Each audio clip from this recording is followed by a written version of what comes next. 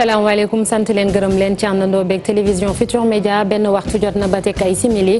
xibaaru digg bëccëg yi bokk na ci mbootaay bi ñu dénk muy caytu processus électoral bi ña ca bokk teg nañ leen seen toogu tey jile ci suba mbootaay boobule général Mamadou Niang moom moo ko jiite ànd ci ak ñetti personnalité neutre ni ko kujje gi bëggee woon ñu ne nag liggéey bi dinañ ko door fileek fukki fan ci weeru juin bi ñu dëgmal contrat bi ñeel séddaleem ndox ci Ndakaaru ak li ko wër juratina coow ndax forum social sénégalais ne dina dem ca yoon clamé société bi di Suez ñu koy tudd ci mbirum guerre société boobule ak jëwrin bi ñu dénkoon wàllum ndox di Mansour Faye nekk tamit maire bu Ndar Géej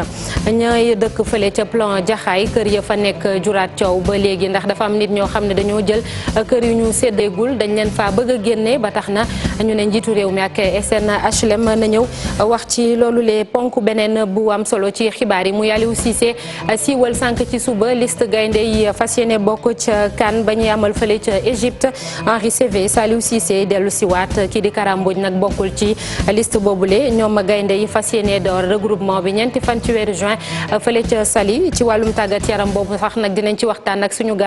gan ci kanam tuuti lay doon Charles Faye lay doon mbokk yi loolee tënk la ne tuuti ñu yaatal ko.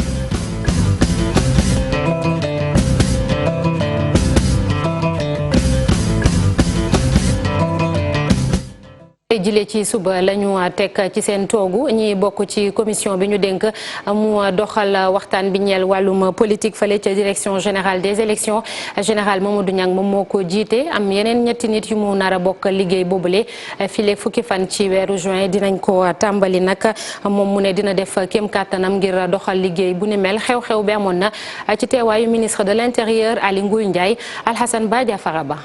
Il s'agit du général à la retraite Mamadou Niang, ancien ministre de l'Intérieur et ancien président de l'Observatoire national des élections ONEL, du professeur Babacar Kanté, professeur titulaire des universités et ancien membre de l'ONEL, de monsieur Abdoul El Mazid Ndiaye, membre émérite de la société civile, et du professeur Alioune Sall, ancien juge de la CEDEAO et ancien membre de la commission cellulaire ayant piloté les travaux et abouti à la création de la Sénat. ay nit yi ñu jàpp ni ay nitu dialogue lañu nga xam ne jamono june dañuy fexe ba déggoo am woy politique yi jàmm di dox seen biir. kenn du leen présenté ci seen taxawaay ci réew mi rawatina ci wàllu élection yaakaar naa ne kenn ku ci nekk ci ñoom bu ñu waxtaanee ba kenn ku ne am loo bàyyi dinañ mën a trouver solution juboo ci kàddu goo xam ne gii buñ ci juboo rek dañ ko mën a mettre en œuvre comme ni ko président digle. ñeenti personnalité yu jàpp ni dañu indépendant ñu installé leen ni ngi tey ngir ñu mën a jiite liggéey yi nga xam ne ñoo jëm ci commission cellulaire bu dialogue politique bi. général Mamadou Niang nekk ki jiite commission boobule moom mi nee na mi ngi bàyyi xel bu baax liggéey bi nga xam ne mi ngi leen di xaar. aujourd'hui fi mu toll dañoo war di xool suñu kanam maanaam lépp loo xam ne ni lu ñu jàkkaarloo la jamono ji te muy laaj ñu ciy diisoo loolu dafa am solo. ndax mooy tax ñu mën a moytu yenn ci ay mbir yoo xam ne mën naa jur fitna ci jamono joo xam ni Sénégal kat mbirum pétrole ak gaz ñu ngi koy waaj a exploité. dëgg la ci démocratie la ñu nekk ku nekk mun na wax PTM wax xalaatam waaye teewul lépp rek dafa war di ñëw doon loo xam ne nii ñëpp ñoo ci ànd. sur notre salut à tous. waaw xam nga yéen bi moom atte ay politique rek moom yéen.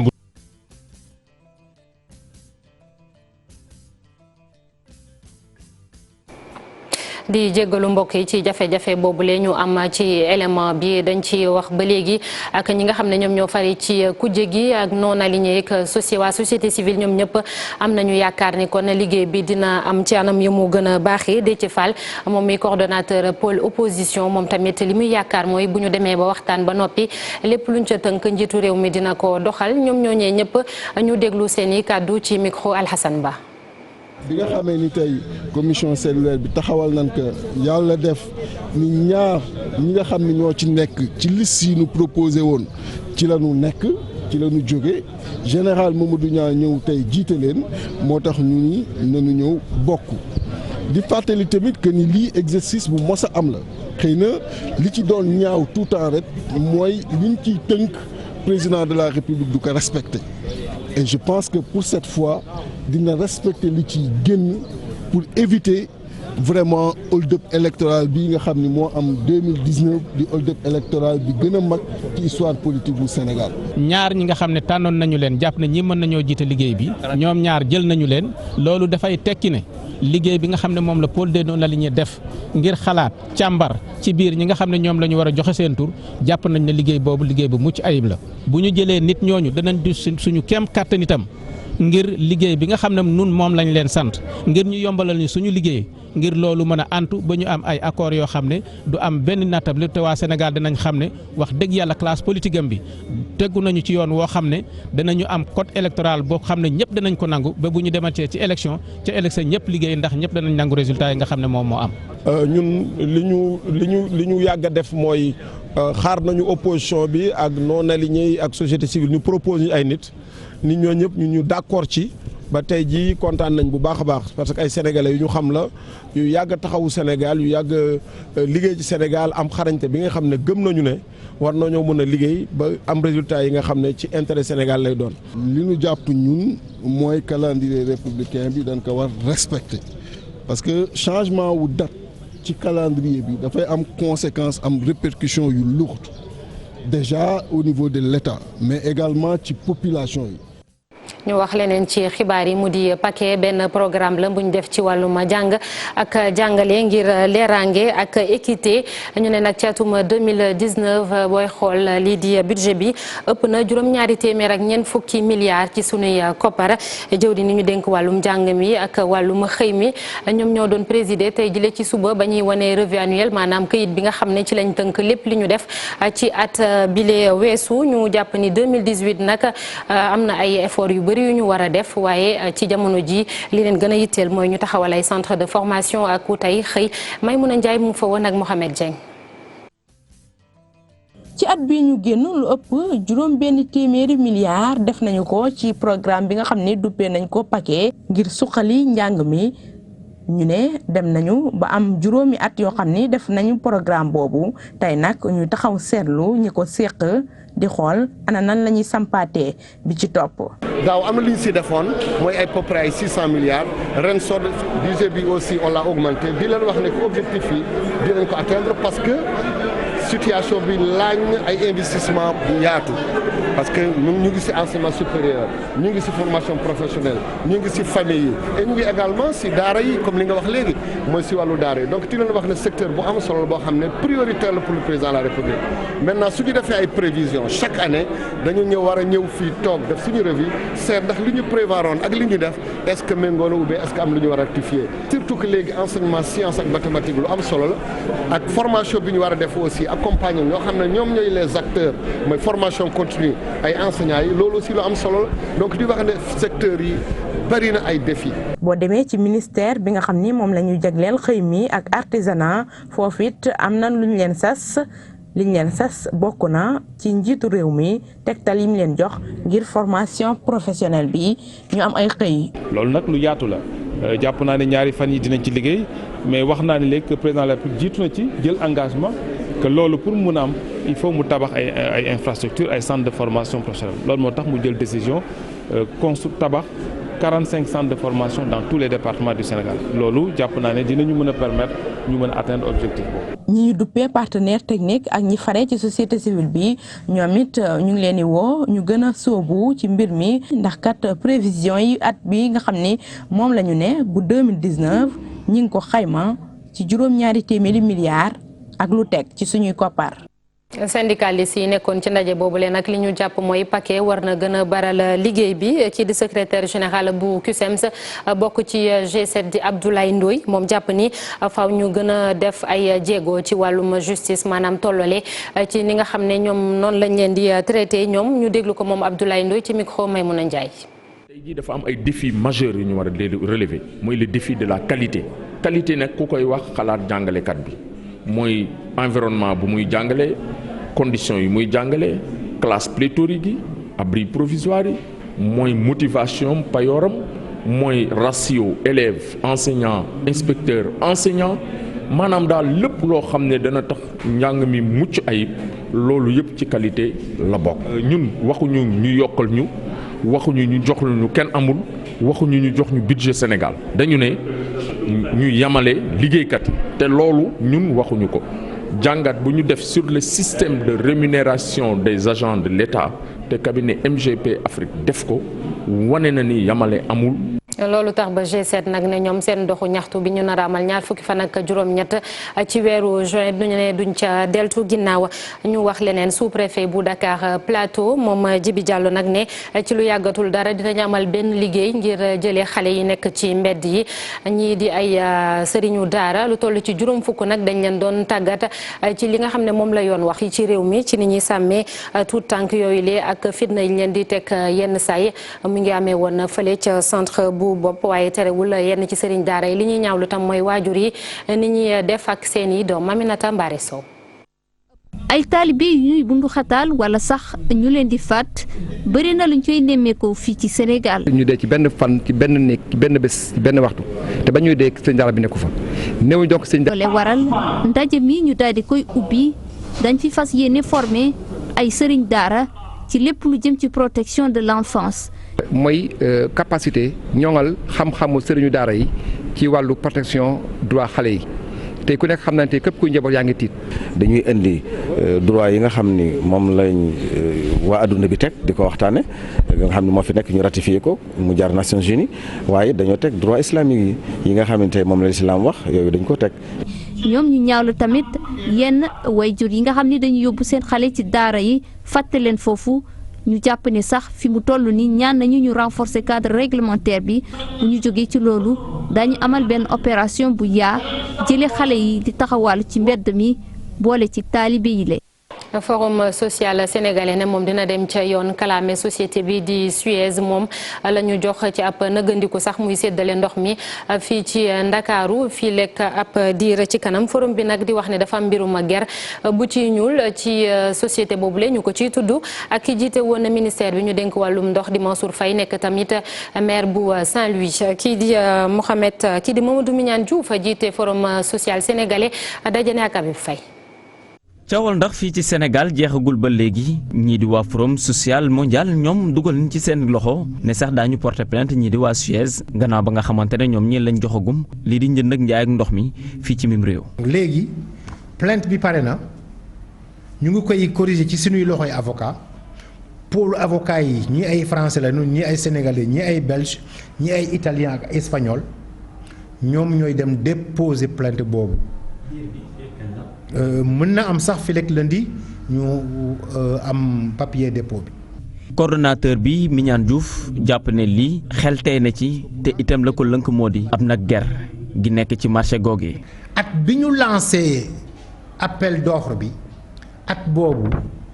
ci la Suez may ay oto yuy buub mbalit koo xamante ni mu ngi ci département ministériel bi. ñi toppatoo ndox mi muy ministre bi ci boppam nekk maire Saint-Louis. ñoom ñu ne lii duñu ko nangu benn yoon ndax itam bu dee gënal dana am sax entreprise bi jëriñ biir réew mi moom lañ fa seenee àndat waaye ñoom ba léegi dañoo tëddee njaxanaay. Veolia SDE Suez dafa mel ni Veolia gën na ndax wóolootul ñi nga xamante ni ñoo ŋànk mbir mi SDE jàpp itam ne mënumaa doon ki nga xamante ni moom lañ ne. moo gën a yombale li muy jaayee ndox mi ak li muy koy raccordé dañoo bëgg processus bi transparent. Mamadou Mignane Diouf di gën a xamle ne ñoom ñi ngi gën di def seen i gëstu ngir mbir mi gën a leer ci diggante Suez ak l'état bu Sénégal ndax anam bañ leen joxe marché ak ndox gi doon na loo xamante ni itam tey na aw xel naam itam ñoom bind nañ ab bataaxal jëmale directeur bu Suez ba léegi France daan na xëddeem léegi nag la cay pexe moo di dem fa mbaxana doone benn. leneen lu jur coow mi nga xewee fële ca Jaxaay ak yenn kër yi nga xam ne dañ ko bëggoon a jox ñi seeni kër yàqu ndax mbënn mi am na kër yoo xam ne séddale wuñ ko waaye ay njaboot dañ faa dem dëkk waaye boo moyul ñu génne leen ci ab diir bu gàtt ba tax na ñoom ñu ngi woo SNHLM ak njiitu réew mi ñu ne mu gestu leen ci loolu le reportage Ousseynou Thiam Ahmadou Bamba Samb. gannaaw bañ leen xuppee ne dañ leen di jëlee seen kër yooyu ñu dëkk nag askan wa nekk ca plan Jaxaay ca unité 22 ñoom nag tey jii ñu ngi ci njaaxare gu metti ñoom ñi la de ñi ngi interpellé kii di njiitu réew mi ngir nag mu wax ci ñooñu nga xam ne nii dañ leen faa bëgg a jëlee ci par force. di ñu accuser ne ñun dañoo dëkk ci ay kër jàmbur yoo xamante ne dañoo war a génn kër yi joxe ko seeni borom moo waral tey ñu woote yuuxu pour état ñëw gëstu si Jaxaay ndax dañoo nekk ay cas social yoo xamante ne dañoo dëkk ci kër yi fekkuñu fi ay buntu fekkuñu ci ay fenêtre ni plafond ñii ñëpp ay cas social lañ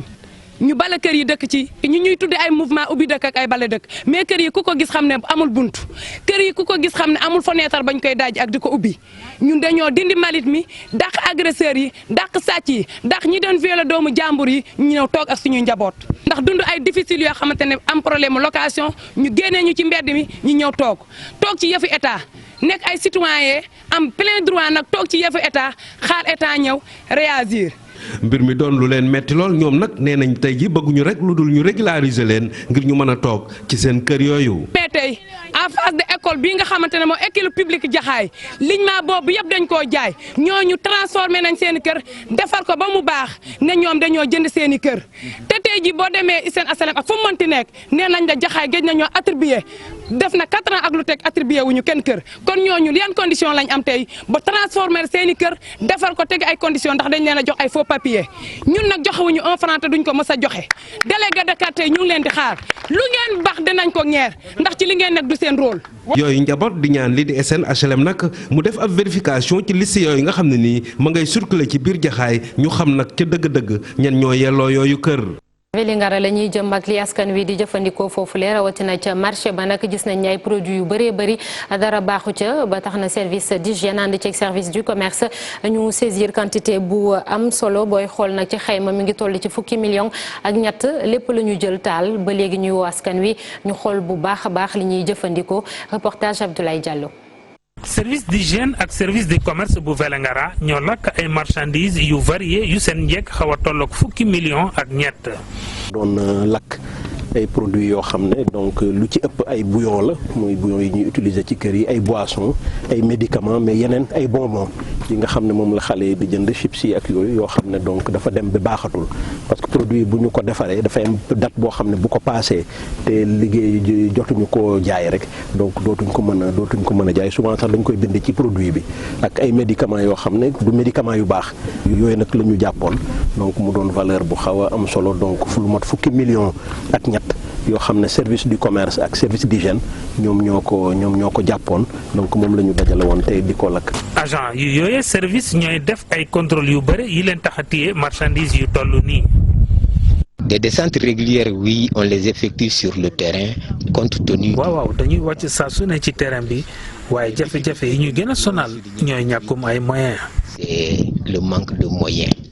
loolu daanaka ñu ngi ko dajale ci marché yi luuma yeeg boutique yi nga xamante ne ñoom ñoo nekk ci ensemble département bu Vélingara donc daanaka saa su ne daal dañuy génn ci terrain bi di xool di vérifier yooyu moo ñu mën a tax ba ñu jàpp lii nga xamante ne mooy produit yi ñu lakk tey. mu doon occasion pour ki fi toogal nguur pour mu ñaax askan wi ndax ñu nangu di lëkkaloo ak yile service te mu ñaaxaale ci agent yi ndax ñoom it ñuy gën a farlu ci seen i liggéey. waaw ñu yokk seen taxawaay rek déjà am nañu taxawaay boo xam ne donc firndeel nañ ko bii aussi donc moom la ñuy lakk nii tey donc wane na ne déjà ñu ngi def liggéey bu am solo li ñu leen di wax rek mooy ñu gën a collaborer ñu liggéey ensemble pour que donc ñu parce que tout le temps ñi nga xam ne ñooy def lii à chaque fois dañuy gën a xarañ donc ñoom aussi bu ñu collaborer rek état gën ñu jàppale. ci kaddu agent yi produit yi ni mel ci marché yi ci dëkku diine yi la ñuy gën a bare ngir jafe-jafe yi ñu fay jànkonteel ci seen wàllu liggéey yi.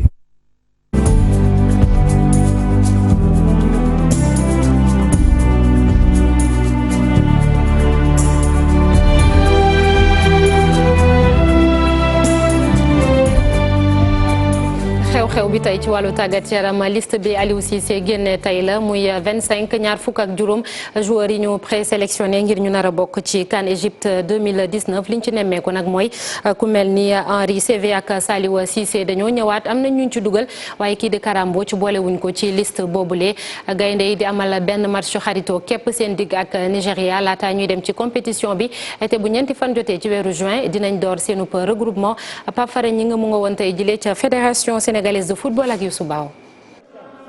daanaka amul benn mbetteel ci ñaar fukk ak juróomi joueurs yi nga xam ne Aliou Cissé ñoom la jëlagum ngir ñu dem ci Coupe d'Afrique bi moom entraîneur bi nag ossature-am la daal di garde mu wax ne wàllu critère de performance ci la tànnee lii di joueurs yi. Je crois qu'aujourd'hui on a. jàpp naa ne li ñu gën a amal solo moo nekk aspect mental bi collectif bi mais nekkul aspect individuel joueurs yi. que les intérêts individuels. équipe bi bu ñu xoolee mën naa wax ni que ossature bi fi nekkoon depuis le mois de mars ossature boobu moo fi nekk ba tey xëy na ay joueurs yoo xam ne nekkoon nañ fi te tey jógee nañ fi ak ay joueurs yoo xam ne tamit mësoon nañu ñëw équipe nationale te ñoom ñoo dellu si comme ñoom Henri Saivet ak ñoom Saliou Ciss ak Abdoulaye Diallo. mën naa wax ni que ossature bi bougé wul. amoon na ñoo xam ne nekkoon nañ fi daal di dellu si naka noonu ay ndaw yu dugg ci équipe nationale bi waaye nag absence bi ci gën a rëy moo nekk bu Kara Mbodj nga xam ne mu ngi jugee ci équipe bi ba ñu jugee ci coupe du monde ba léegi Aliou Cissé di indi ay leeral ci lu nu mel. Kara a été un élément important dans cette équipe nationale. Kara nekkoon na ko am solo lool ci sunu équipe nationale bi waaye lu tollook at dafa gaañu woon nag looloo tax mënatula woon dellu si kon nag ni nga xam ne noonu lay vie wu équipe di demee absence bu amee rek day am ñu jël pour ñu remplacer ko te Salif Sané def na ci poste bu liggéey bu rafet ci wetu Koulibaly ak Cheikhou Kouyaté tamit def na fa lu rafet naka noonu Pape Abou Cissé loolu moo tax nag ak performance mi dellu seem da dem jafe. de Kalidou Koulibaly. Et Cheikhou Kouyaté et Papa Abou Cissé ont montré aussi de très grandes choses. Sénégal mel ni bu ko wone lii di boppam tax ba benn jongante xaritoo la am digganteem ak Nigéria naam sax équipe bi bëri na ay joueurs yu xareñ Aliou Cissé moom nanguwul ñu daal di koy jox lii di favori bu dee sax dàqul ne bëgg-bëggam mooy jël Coupe d'Afrique bi. Quand on sera derrière dans le carré d'as. bis bu ñu demee nag ci demi-finale yi wala nag ñu daal di delluwaat coupe du monde dem jouer ba quart de finale kon waat 2002 ni ñu ko defee boobaa sax dinañ mën a wax favori waaye fi mu toll nii nag sori nañu ay favori waaye dàq ñu tamit jël lii di coupe d'Afrique bi dem gagné ko daal di ñëw waaye fi mu toll nii Sénégal nekkul favori. Nous avons envie d'aller là-bas et gagner la coupe mais cela ne fait pas du Sénégal le favori. gaynde yi nag dinañ dugg regroupement ñeenti fan ci weeru juin ca Saly naka noonu dem ca diwaanu Espagne ngir yeggali lii di waajtaay yi laataa ñoo dem Égypte ngir tàmbali lii di Coupe d'Afrique bi. jërëjëf Pape Fara ñi nga suñu gan niñ leen ko waxee sànq Charles Faye la nekk taskatu xibaar fii ci groupe Futur Média Charles ñu ngi lay nuyu. maa ngi lay nuyu bu baax a baax. gis nañ ko sànq ñu ngi dégg tam ñu naan amul benn surprise maanaam amul mbetteel ci équipe ci liste bi ñu publié tey est-ce que yow noonu nga ko gisee tamit. Oui amul surprise bu ñu xoolee bu baax Aliou Cissé déglu na quand même critiques yu bëri parce que y a eu des critiques bu ñu demee coupe du monde ba ñëw coupe du monde gis nañu que équipe bi amoon na véritable problème pour suivre pour ñetti match daf ko commencé par victoire dem match nul pare par défaite parce que tout simplement au bout de 10 jours équipe bi sonnoon na bu ñu xooloon xale yoo xamante ne noo nekkoon si côté ya muy suñuy latéraux yi ak si côté boo déggee si attaque ba nga xool milieu de terre boo ñëwee si digg bi nga xool problème mu équipe bi dafa amoon déséquilibre bu am maanaam tey bu ñu xoolee lu mu fi indi mooy que indi na fi ay nu fi newoon mooy l'ossature xëy na mais indi na fi ay xale tam am na fi ay xale léegi le problème qui va se poser pour nous mooy comment il va gérer est-ce que day continuer avec ñoo xamante ne ñoom ñoo demoon coupe du monde en 10 jours ñu wàcc wala dafay def savant dosage bu lay may ñu dem ba au bout parce que faut pas oublier que pour nga dem ba finale foog nga jouer 7 matchs te 7 matchs xale moo koy football puissance moo koy football ak projet moo koy football bu fekkente ne ñett yooyu dajaloo ko ba du mun a sori te loolu moo ñu mus a dab en général si compétition yoo xamante ni dañuy dem plus ñuy avancer plus physique bi di wàññeeku ambiance bi di sonn et ñu gaaw gën a si compétition yi. mbaa da nga jàpp ni dafa war a gën a mettre l'accent sur ñi nga xam ne moom la ñu mujjee indi maanaam ñu bees ñi ngay wax ndaw ñi ñu indi. pour man forcément parce que xam nga dama ko yàgg wax. tout simplement parce que dama yàgg dem compétition équipe nationale gis loo xamante ne finalement moo doon constant ba dafa am Sénégal rarement ñu jouer avec nos véritables âges c'est bon bu fekkente ne da nga koy football bitim réew mais boo dajee équipe nationale ñu teg xaalis bu bëri si yow nga bëgg a jouer 7 matchs en 27 jours à raison de 9 matchs tous les 3 jours il est impossible que benn moyenne de 30 ans won que tey ce n'est pas possible da ngay am beneen projet Ça, c'est la première chose. La deuxième chose, moi, la gestion en général de gros gaillards de 30 ans pendant 27 jours, c'est pas du tout évident. Kooku tam beneen ambiance boo xamante ne si biir donc foog nga am benn dosage boo xamante ne il y a des anciens expérience bi ñëw indi ko mais expérience boobu c'est pas seulement sur le terrain expérience boobu da nga koy soxla aussi pour la gestion globale d'un groupe parce que ndaw yi ñoom bu ñu ñëw dañuy topp rek. léegi nag c'est là qu'il faut bien gérer parce que football xale ko akay def. ci critère de sélection yi Charles dégg nañu Aliou Cissé ne lu bëri ci performance maanaam joueurs yi li ñu wane ci terrain bi muy seen xarañte et tout ci wàllum Kara Mbodj surtout ci la insister ci loolu da nga jàpp ne moom wàllum performance yi la wala xañ na comportement bi ñu nemmeeku ces derniers temps moom moo waral xañ na bu ñu écarté ko wala. bon la xam nga fan lay gagné. bu fekkente ne il va au bout s'il arrive dans le carré comme lu mu ko waxee en demi-finale dem ba finale et que Kara Mbodj n'est pas là mu def loolu il aura gagné maintenant si par malheur ce n'est pas le cas ak mu compter ci ñoo xamante ne moi à mon sens xëy na eux aussi ils ont à faire leur preuve alors il aura tort maintenant ce qu'il faut souhaiter c'est que moom moo am raison parce qu'il a raison c'est-à-dire que l'équipe est en demi-finale minimum. compter ci kan nga ne ngir remplacer Kara Mbodj. waaw bon quand on ne prend pas Kara Mbodj parce que il n'est pas dans de hautes performances il y a d'autres joueurs yoo xamante ne ici leurs clubs ne sont pas dans de hautes performances. Ils pourront faire l'affaire maanaam. Ils pourront peut-être faire l'affaire pour lui s'il bu àggee ba demi wax na ko fii quand s'il est dans le carré on pourra parler de favori donc lui ne se considère pas comme benn favori pour moom gisul loolu comme favori donc ba léegi il a raison maanaam si ñun ñëpp moom moo wax dëgg maintenant bu ñu joué 3 matchs ba nga xamante ne loolu jeex na te Sénégal avancé wul. bu boobaa il devra dina wax Sénégalais yi pourquoi jëlul Kara. il se considère comme il ne se considère pas comme favori maanaam équipe nationale bi dafa bëgg a xañ na nëbb jëwam wala lan moo waral noonu. mais wax na dëgg. man xam nga damay jaaxle sax bu ñuy wax Sénégal favori mosuñu gagné dara c'est-à-dire suñu performance bu gën a rëy en Coupe d'Afrique 2002 la woon mooy bu ñuy joué finale contre Cameroun au Mali. depuis boobu demi-finale lañ def 2006 dem 2006 Égypte def fa demi-finale quart de finale ba ñu ngi ko def 2004 Tunisie lan lañ fi defati. mais chaque fois noonu la ñuy présenté Sénégal buy dem ci compétition dañ naan c'est une équipe favorite par rapport aux autres. waaw xëy na ñoo xamante ne ñoom noonu la ñuy peut-être que ñoom football noonu lañ ko xamee man leneen laa ko xamee. man balaa nga ne ma favori nga am loo doon. champion. mais yow doonoo dara champion sur le papier tigre en papier wala des lions en papier Sénégal bu ñu nekk ay gaynde kayit loolu lañ fi mës a nekk dañuy wax lu bëri mais bu ñu demee ñibbi. donc Sénégal du favori et loolu ànd na ak Aliou Cissé Sénégal du favori. gis nañ tamit ni benn match amical la prévoir laata compétition bi di door 21 juin incha allah contre Nigéria ndax benn match amical jamono ji doy na laataa ñuy dugg ci compétition bi ngir wane xañ na joueurs yi de quoi ils sont capables. man xëy na bu dee fédération bi amuloon xaalis ba ma dégg ay milliards ak ay milliards. dinaa mën a comprendre xëy na que tension trésorerie boo xamante ne ministère boobu ñëpp xam nañ dëkk bi amul xaalis dinaa mën a comprendre que match yi bañ a am wante nag ak xaalis koppar bu ñu yor yow nga ne benn match rek je pense que loolu benn choix boo xamante ne la kenn du ko mën a comprendre. kenn du ko mën a comprendre bon maintenant mooy choix wu fédération mooy choix xëy na Aliou Cissé aussi peut-être que moom moo décidé benn match wala xëy na nee na plusieurs matchs la bëgg may fédération bi nekk luy leen mën mais pour équipe boo xamante ne daa bëgg a dem demi-finale. waaw. xëy na day nëbb football mais football Aliou Cissé ñëpp xam nañ ko aussi. ñëpp xam nañ ko maanaam.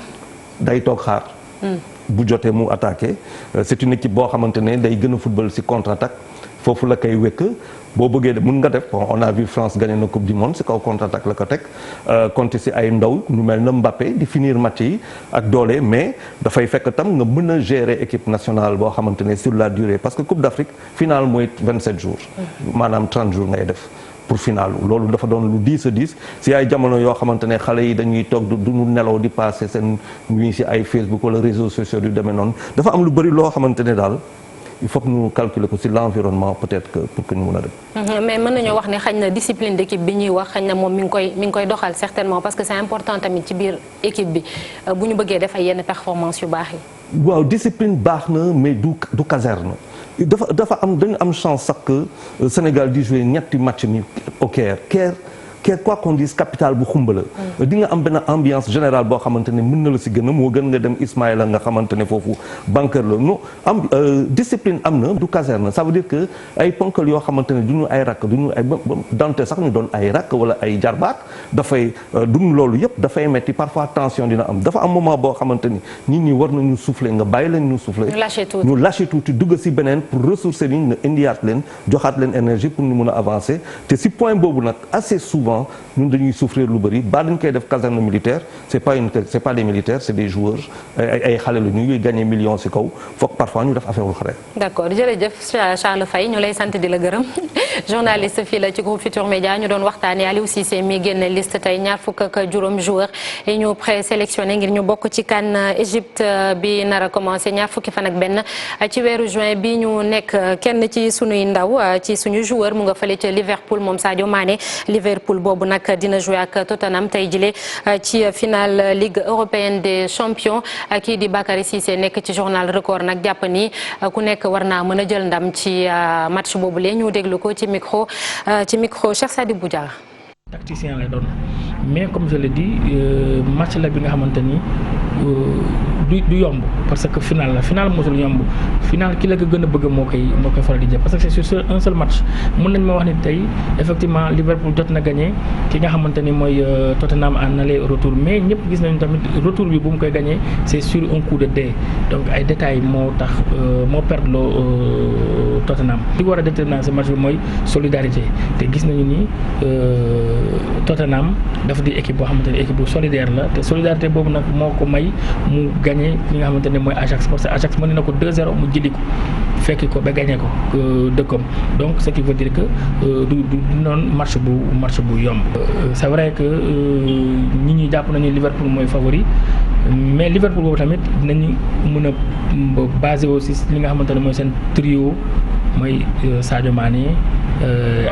Firmino ak Mohamed Salah mooy trio de feu bu seen attaque bi je pense que ñoom suñu base bu ñu basé aussi ñooñu war nañu mën a am dara mais derrière il faut que tamit ñu jéem a garder li nga xamante ni mooy seen ngeen jéggal ma mbokk yi final boobu lee ëllëg lay doon ci samedi bi bu 19h jotee daanaka lay doon ñu egg yéen ci ponk bu mujj bi li ci yéene kaay ak Mamadou Mouhamed Ndiaye. jërë ngeen jëf Ousmane Sonko borom système bi yéene kay yëpp ñoo bokk système bu ñu xëyee ci moom mu di njiital Pastef gi Ousmane Sonko nee na bokkaanul ci dialogue national ki dialogue politique l'observateur nañu Sonko sóoru na général Niang ndax moom général Mamadou Niang moom la ñu def mu jiite commission cellulaire bu dialogue politique bi sàkku na ci ñëpp ñu ñëw bokk ci dialogue bi ndax nee na njariñal Sénégal la waaye Ousmane Sonko nee na leen nañu ko ci keccet ba mu set wecc ne yëfi mise en scène la dara wéru ci l'observateur nañu ngóor système di Ousmane Sonko xas na yenn opposants yi bañu ràpp nee na leen gëmu leen dara les économies Ousmane Sonko du opposants yi rek la yàq musiba ak mbelengaan ne muy Macky Sall mi woote waxtaan wi di Famara Ibrahima Sagna mi ñu ne moom la ñu bëgg a waxtaanal ñoom ñëpp Ousmane Sonko jox na leen seen wàll nee na Macky Sall dictateur la buy raam dafa feeñagul rek waaye bës a ngi ci bës yi danañ xam ne lépp dëgg la Ousmane Sonko ne Famara Ibrahima Sagna mi ñu ñuy tànqale ana fan la ne woon mook ñi mu àndal bi Macky Sall di salfaañi réew mi ka caxat-caxatee sarti réew mi ak di ci def lu ko neex journal bi nañu Ousmane Sonko nee na dialogue national bi ñuy wax moom xàmmeewu ko ak conférence nationale Vox Populi nañu yamu ca dialogue national bi ñuy wax ci réew mi Ousmane Sonko rey na ko ba mu dee wet ñu ne déet na waay mu yekk ku jëg politique gi lu mel ne xeme nee na leen ragal péete baaxul nit da ngay taxaw wax fi nga bokk mu leer ci nopp yëpp te ñaar rek a fi am ànd ak Macky Sall wala bañ a ànd ak Macky Sall te képp ku dem ca dialogue national ba rek jàppal ne yaag Macky Sall ànd Sonko ne ba fu mu mën di yam waxi Macky Sall jarul duma sa doom wax ja jarul dërëm libération nañu Ousmane Sonko nee na dañoo bëgg nëppal kamb maanaam turu bu toll ci téeméeri milliards bu am ci budget réew mi la tribune xëye wax ji wax ñu ci xëtamu njëkk ne lu soxal finance publique yi Ousmane Sonko mi ngi tëgg gémmiñam di yëglu bay yëglee turub téeméeri milliards bu am ci budget bu Sénégal nee na loolee la ñu bëgg a saale waale moo tax ñuy waxi dialogue national source a nañu neexul ba neexul waaye Ousmane Sonko moo man jiit man jànkalaar ngóor contraire le source a xëy tudde Ousmane Sonko li tax mu wax ko moo di nee na waa front résistance nationale ndaje mu ñu fi mës a def waa kër Ousmane Sonko yi di waa Pastef bokk nañu ca ba keroog altine ñaar fukki fan ak juróom-ñaar ci weeru mai bi mu fi giitoo moom Ousmane Sonko ak Mamadou Diop Decroix la Sénégal nañu moom Ousmane Sonko koy keroog ba muy conférence de presse di joxe xalaatam ci dialogue national bi dafa meloon ne fitt gu mbër sànni leen ma enquête dina kaay ñu xooli ñi nekk ci biir commission cellulaire bu dialogue politique bi ñeent lañu Babacar Kanté général Mamadou Niang Alioune Sall ak Mazid Ndiaye ñoom ñëpp ku ci nekk ci ñoom enquête dina kaay wax nañu li mu xam ci moom Mamadou Diop Decroix mi ngi wax ci la Sénégal li mu xam ci dialogue national bi ci front résistance nationale ak it xalaatam ci élection locale yi ñuy waxi reporté ko Mamadou Diop Decroix nañu bu lépp jàlle mu di contestation résultat élection présidentielle yi liy dëgg tey dëgg moo di président de la république bu Sénégal Macky Sall ak rakk ji Alioune Sall ñoo ngi waaxu dëgër ci xët mu njëkk Soleil national yéenekaay bi mi ngi ñuy xamal ne lu jëm ci modification bu code de collectivité territoriale yi ñoo ngi ci def ay jéego yu rëy moo am ca Tambacounda ubbi l'Observateur Gurel Diadji benn jàkka bu fa nekk naay ba la ñu jàpp ak ñetti kilo yamba l'Observateur nañu ba ñu koy àtte danay juge bi na ko renvoyer ab procès.